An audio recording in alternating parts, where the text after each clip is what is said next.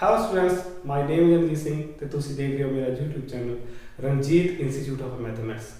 Today we will do class 8th chapter 8 exercise 8.1 question number 7. 7 question ਦੇ ਵਿੱਚ ਅੱਗੇ ਤਿੰਨ ਪਾਰਟ ਦਿੱਤੇ ਹੋਏ ਆ। ਇਹ ਕੀ ਹੈ? ਇਹ ਸਾਡੇ ਕੋਲੇ ਹੁਣ ਤੱਕ ਜੋ ਅਸੀਂ ਕੀਤਾ ਸੀਗਾ ਉਹ ਸੀਗਾ ਰੇਸ਼ੋ ਦਾ ਰਿਲੇਸ਼ਨ ਸੀਗਾ, ਜਸਟ ਰੇਸ਼ੋ ਦਾ ਸੀਗਾ, ਥੋੜਾ ਜਿਹਾ ਪਰਸੈਂਟ ਦਾ ਕਨਸੈਪਟ ਸੀਗਾ। ਹੁਣ ਸਾਡੇ ਕੋਲੇ ਨਵਾਂ ਕਨਸੈਪਟ ਆ ਗਿਆ MP ਮੀਨਸ ਮਾਰਕੀਟ ਪ੍ਰਾਈਸ ਜੋ ਹੈਗਾ ਸਾਡੇ ਕੋਲ ਐਂਡ ਡਿਸਕਾਊਂਟ।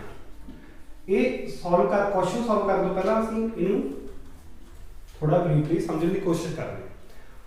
ਸਾਡੇ ਕੋਲੇ ਇੱਕ ਹੁੰਦਾ ਸੇਲ ਪ੍ਰਾਈਸ, ਇੱਕ ਹੁੰਦਾ ਕਾਸਟ ਪ੍ਰਾਈਸ, ਇੱਕ ਹੁੰਦਾ ਮਾਰਕੀਟ ਪ੍ਰਾਈਸ, ਇੱਕ ਹੁੰਦਾ ਡਿਸਕਾਊਂਟ। ਅਸੀਂ ਜਦੋਂ ਇਹਨੂੰ ਸਮਝਣ ਦੀ ਕੋਸ਼ਿਸ਼ ਕਰੀਏ, MP ਇੱਕ ਉਹ ਪ੍ਰਾਈਸ ਆ ਜੋ ਕਿਸੇ ਸਪੈਸੀਫਿਕ ਚੀਜ਼ ਦੇ ਉੱਪਰ ਲਿਖਿਆ ਹੋਇਆ। ਸਪੋਜ਼ ਕਰੋ ਮੇਰੇ ਪਾਸ ਇਹ ਵਾਚ ਹੈ, ਘੜੀ ਹੈ, ਇਹਦੇ ਉੱਤੇ ਪ੍ਰਾਈਸ ਲਿਖਤਾ 520, ਦਿਸ ਇਜ਼ MP। ਹੋ ਸਕਦਾ ਮੇਬੀ ਪੋਸੀਬਲ।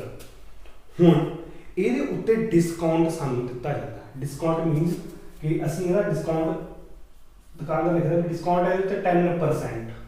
ਇੱਕ ਮੈਥਡ ਹੈ 10% ਨੂੰ ਤੁਸੀਂ ਇੱਦਾਂ ਲਿਖ ਸਕਦੇ ਹੋ, ਇੱਦਾਂ ਵੀ ਲਿਖ ਸਕਦੇ ਕਿ 10% ਇਹਦੇ ਉੱਤੇ ਡਿਸਕਾਊਂਟ ਦਿੱਤਾ ਜਾ ਰਿਹਾ। ਜਾਂ ਇਹ ਹੋ ਸਕਦਾ ਕਿ ਜਿਹੜਾ ਡਿਸਕਾਊਂਟ ਹੈ ਉਹ ਕਿੰਨਾ ਹੁੰਦਾ, ਪ੍ਰੋਪਰ ਕੋਈ ਐਗਜ਼ੈਕਟ ਨੰਬਰ ਹੁੰਦਾ ਕਿ ਇਹਦੇ ਉੱਤੇ 100 ਰੁਪਏ ਜਾਂ 80 ਰੁਪਏ ਡਿਸਕਾਊਂਟ ਹੈ। ਇਹ ਦੋਏ ਅਲੱਗ-ਅਲੱਗ ਚੀਜ਼ਾਂ ਹੋ ਗਈਆਂ। 10% ਮੀਨਸ ਹੋ ਗਿਆ ਹਰ 100 ਬਾਅਦ ਜਦੋਂ ਇੱਕ 100 ਗਿਣਾਂਗੇ ਅਸੀਂ ਤਾਂ 10 ਰੁਪਏ ਗਿਣਾਂਗੇ, ਉਹ 10 ਡਿਸਕਾਊਂਟ ਦੇਣਗੇ। ਜਿਹੜੇ ਸਾਡੇ ਕੋਲ ਇੱਥੇ 500 ਦੀ ਗੱਲ ਹੈ, ਜੇ ਐਗਜ਼ੈਕਟ ਵੈਲਿਊ ਲਈਏ 500 ਦੀ ਗੱਲ ਹੈ ਤਾਂ 5 ਟਾਈਮ 10 ਮੀਨਸ 50 ਰੁਪਏ ਇੱਕ ਸਾਨੂੰ ਡਿਸਕਾਊਂਟ ਮਿਲ ਰਿਹਾ।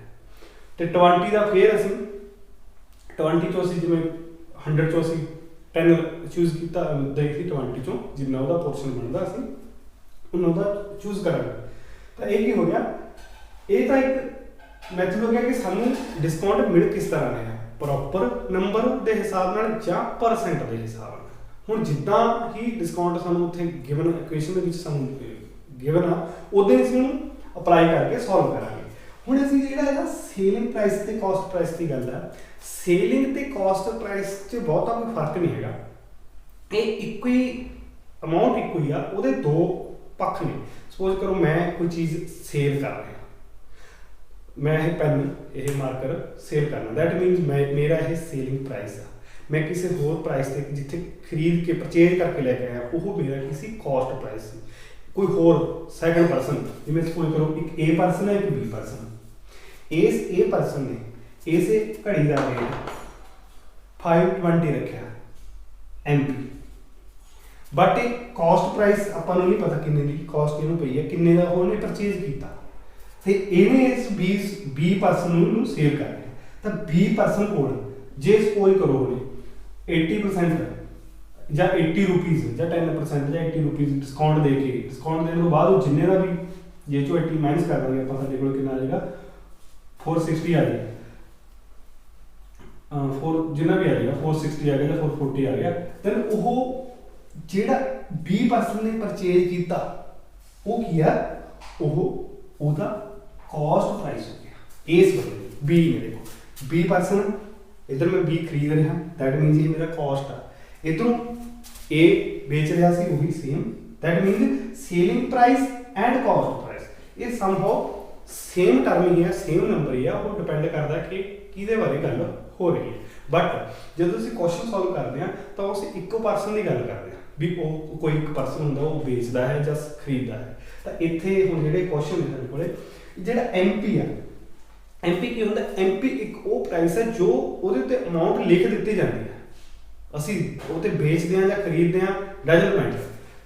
ਸਪੋਜ਼ ਕਰੋ ਇਸੇ ਘੜੀ ਉੱਤੇ ਮੈਂ 520 ਲਿਖਿਆ ਹੋਇਆ ਸੀ ਤਾਂ 520 ਅਮਾਊਂਟ ਸੀ ਇੱਕ, ਉਹ ਤੋਂ ਘੱਟ ਤੇ ਵੇਚਣਾ ਉਹ ਵੈਸੇ ਲਿਖ ਦਿੱਤਾ ਜਾਂਦਾ ਸਮ ਟਾਈਮ ਕਿ ਜਿਵੇਂ ਕਿਸੇ ਸਪੋਜ਼ ਕਰੋ ਅਸੀਂ ਸ਼ਰਟ ਖਰੀਦਣੇ ਜਾਂ ਕੁਝ ਵੀ ਖਰੀਦਣ ਜਾਂਦੇ ਤਾਂ ਉਹਦੇ ਉੱਤੇ ਜ਼ਿਆਦਾ ਅਮਾਊਂਟ ਲਿਖਿਆ ਹੁੰਦਾ, ਉਹਦੇ ਵਿੱਚੋਂ ਕੁਝ ਘਟਾ ਕੇ ਸਾਨੂੰ ਦਿੱਤਾ ਜਾਂਦਾ। ਤਾਂ ਇਹ ਤਿੰਨ ਟਰਮਾਂ ਨੇ। MP ਉਹ ਪ੍ਰਾਈਸ ਆ ਜੋ ਲਿਖਿਆ ਹੁੰਦਾ ਬਟ ਉਹਦੇ ਉੱਤੇ ਅਸੀਂ ਖਰੀਦਦੇ ਹਾਂ ਜਾਂ ਦੁਕਾਨਦਾਰ ਵੇਚਦਾ, ਇਹ ਕੋਈ ਜ਼ਰੂਰੀ ਨਹੀਂ। ਉਹਦੇ ਤੋਂ ਕੁਝ ਪੋਰਸ਼ਨ ਉਹ ਛੱਡ ਦਿੰਦਾ। ਸਪੋਜ਼ ਕਰੋ ਉਹਦੇ ਵਿੱਚੋਂ ਕੁਝ ਐਗਜ਼ੈਕਟ ਅਮਾਉਂਟ ਹੋਈ ਜਾਂ ਕੁਝ ਪਰਸੈਂਟ ਉਹ ਕੀ ਹੈ, ਉਹ ਸਾਡਾ ਡਿਸਕਾਊਂਟ ਆ, ਉਹਨੂੰ ਡਿਸਕਾਊਂਟ ਬੋਲਦੇ ਆ। ਤਾਂ ਜਿਹੜੇ ਤੇ ਫਿਰ ਉਦੋਂ ਬਾਅਦ ਉਹ ਡਿਸਕਾਊਂਟ ਜੇ ਉਹਦੇ ਵਿੱਚੋਂ ਜਿਹੜੀ ਐਮਪੀ ਦੇ ਉਹਦੇ ਵਿੱਚੋਂ ਮਾਈਨਸ ਕਰ ਦਈਏ ਤਾਂ ਜੋ ਬਚਦਾ ਉਹ ਕੀ ਹੈ ਸਾਡਾ, ਅਸੀਂ ਖਰੀਦ ਰਹੇ ਹਾਂ, ਸਾਡਾ ਕਾਸਟ ਹੈ ਤੇ ਉਹਨੇ ਦੁਕਾਨਦਾਰ ਨੇ ਵੇਚਣਾ ਤਾਂ ਉਹਦਾ ਉਹ ਸੇਲਿੰਗ ਪ੍ਰਾਈਸ ਹੈ। This is the difference between MP and SP or CP you can say. So I hope ਕਿ ਤੁਸੀਂ ਇਹਨੂੰ ਸਿੱਖਿਆ ਤੇ ਹੁਣ ਆਪਾਂ ਇਹਦੇ ਰਿਲੇਟਡ ਕੁਐਸਚਨ ਕਰਦੇ ਹਾਂ। ਜਿਵੇਂ ਫਸਟ ਵਨ ਕੀ ਹੈ ਸਾਡੇ ਕੋਲ ਕਿ ਇਹ ਸ਼ॉप gives 20% discount what would be the sale price of each of these ਕਿ ਸੇਲ ਪ੍ਰਾਈਸ ਕਿੰਨਾ ਹੋਏਗਾ ਜੇਕਰ ਇੱਕ ਸ਼ਾਪ ਹੈ ਉਹ ਸਾਨੂੰ 20% ਡਿਸਕਾਊਂਟ ਦਿੰਦੀ ਹੈ ਹਰ ਇੱਕ ਚੀਜ਼ ਦੇ ਉੱਤੇ। ਸਪੋਜ਼ ਕਰੋ ਹੁਣ ਦੇਖੋ ਇਹ dress mark at ₹120 MP market price of a dress ਕਿੰਨਾ ਜੀ ਸਾਡੇ ਕੋਲ, ਉਹ ਹੈ 120। ਇਹਦੇ ਉੱਤੇ ਡਿਸਕਾਊਂਟ ਸਾਨੂੰ ਕਿੰਨਾ ਮਿਲ ਰਿਹਾ ਹੈ, ਡਿਸਕਾਊਂਟ ਜਿਹੜਾ ਸਾਨੂੰ ਮਿਲ ਰਿਹਾ ਉਹ ਹੈ 20%। दैट मीन्स ਉਹ एमपी ਤੇ ਮਿਲਣਾ ਹੈ ਨਾਟ एसपी ਤੇ। ਤਾਂ ਅਸੀਂ ਕੀ ਕਰਾਂਗੇ ਆਫਟਰ ਡਿਸਕਾਊਂਟ ਜਾਂ ਜੇ ਜੋ ਡਿਸਕਾਊਂਟ ਸਾਨੂੰ ਮਿਲ ਰਿਹਾ ਹੈ ਇਹ ਤਾਂ ਡਿਸਕਾਊਂਟ ਪਰਸੈਂਟ ਸੀ 20%, ਡਿਸਕਾਊਂਟ ਕਿੰਨਾ ਹੋਇਆ ਫਿਰ ਉਹ 20 ਦਾ 120 ਦਾ 20%, परसेंट मीन्स 20/100, 2 zeros कैंसिल हो गए, मल्टीप्लाई करेंगे 24। This is the exact value, यह 24 एग्जैक्ट वैल्यू आ जो सानू डिस्काउंट उन्होंने दिता, दुकानदार ने सानू लैस किया। तो जो मैं एसपी की गल करा या साढ़े सीपी की गल करा या दुकानदार ने एसपी की जो इतने क्वेश्चन पूछा हुआ वो की है 120 माइनस 24 माइनस करेंगे 96 rupees. This is the exact value, this is the answer. Same है बी क्वेश्चन, ये लिखा a pair of shoes mark at this one mean to say MP of a pair of shoes, pair of shoes here at this one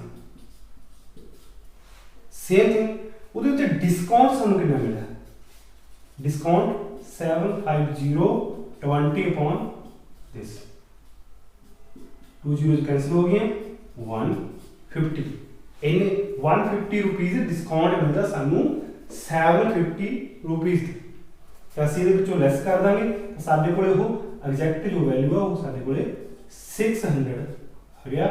this is the selling price of that shopkeeper, ਉਹ shopkeeper ਦਾ selling price this one ਹੈ। Same thing ਤੁਸੀਂ ਇਸ question ਨੂੰ ਕਰ ਸਕਦੇ ਹੋ। So try to do this according to this, understand?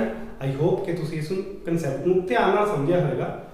ਤੇ ਜੇ ਤੁਹਾਨੂੰ ਮੇਰੀ ਵੀਡੀਓ ਚੰਗੀ ਲੱਗੀ so please like and subscribe ਮੇਰੇ ਚੈਨਲ। Thank you.